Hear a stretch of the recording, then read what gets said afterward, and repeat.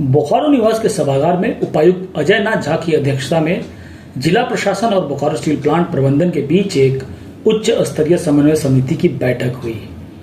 बैठक में बीएसएल के डायरेक्टर इंचार्ज डीके तिवारी, उप विकास आयुक्त शताब्दी मजूमदार, डीपीएलआर मेनका, अपर समाहर्ता मुमताज अंसारी, अनुमंडल पदाधिकारी चास प्रांजल ढांडा समेत अन्य पदाधिकारीगण, बीएसएल के वरीय अधिकारी, संबंधित विभागों के प्रतिनिधि आदि उपस्थित थे। उपायुक्त ने कहा कि बोकारो जिला राज्य व देश के मानचित्र में एक महत्वपूर्ण स्थान रखता है। आने वाले दिनों में बीएसएल का विस्तारीकरण भी किया जाना है। हाल ही में मुख्य सचिव महोदय का बोकारो दौरा हुआ है।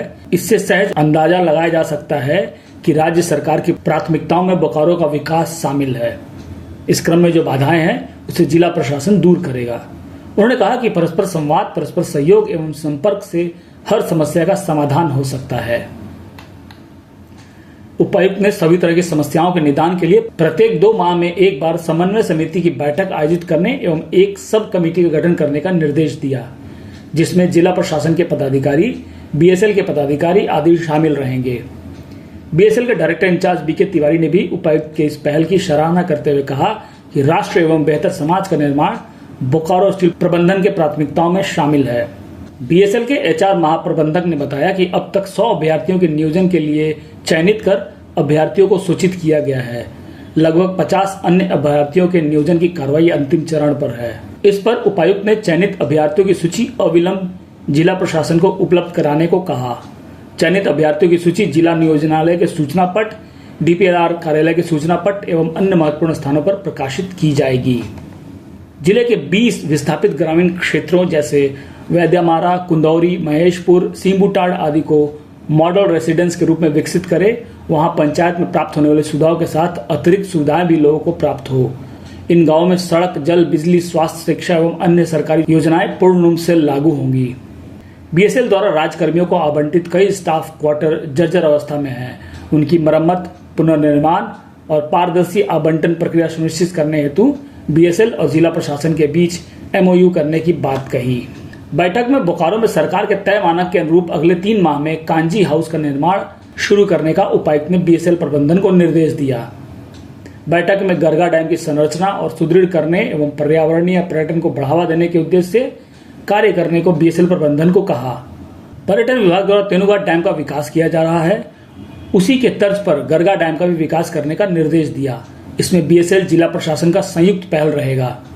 इसके अलावा डैम परिसर की सड़क, लाइटिंग, सीसीटीवी, नियमित पुलिस पेट्रोलिंग आदि करने को कहा। नया मोड़ बस स्टैंड के सौंदर्यीकरण, रोशनी, डिजिटल सूचना बोर्ड, आगमन प्रस्थान लेन, छायादार संरचना आदि हेतु बीएसएल प्रबंधन को कार्य करने को कहा। उपायुक्त ने शिक्षा, खेल और संस्कृति को एक समग्र, समावेशी और डिजिटल स्वरूप प्रदान करने की दिशा में जिला प्रशासन एवं बीएसएल को संयुक्त पहल करना है। जिले में एक आधुनिक कंप्यूटर युक्त डिजिटल पुस्तकालय की स्थापना करने की बात कही। खेलों को संगठित रूप से प्रोत्साहित करने के लिए उपायुक्त ने जिला स्तरीय खेल समिति का गठन करने का निर्देश दिया।